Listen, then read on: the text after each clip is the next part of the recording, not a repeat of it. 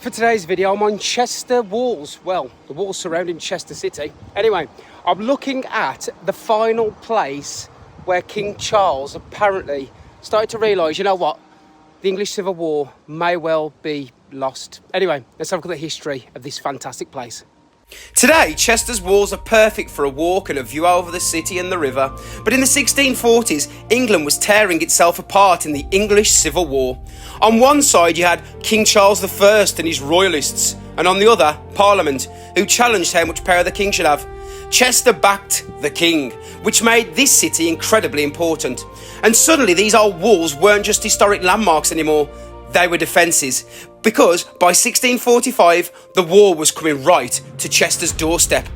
And sitting here on these walls is King Charles Tower, also known as the Phoenix Tower. Parts of the tower date back to the Middle Ages, and beneath it are even remains connected to Chester's old Roman fortress. The Phoenix name came later, from the Painters Guild, who used the tower and placed their phoenix symbol above the doorway. But its most famous name comes from one man, King Charles I, because according to tradition, in September 1645, Charles stood here while one of the most important battles of his war was taking place just outside Chester. By this point, Charles was already in serious trouble. Just a few months earlier, his main army had been smashed at the Battle of Naseby, but he still hoped Chester could hold out and that his remaining forces could turn things around. Then came 24th September 1645. Outside the city, Royalist troops met Parliament's army at the Battle of Rowton Heath. The fighting went on for hours, but eventually the Royalists were beaten and driven back towards Chester. And this is where the tower's famous story comes in. Tradition says Charles stood here and watched the defeat happening in the distance.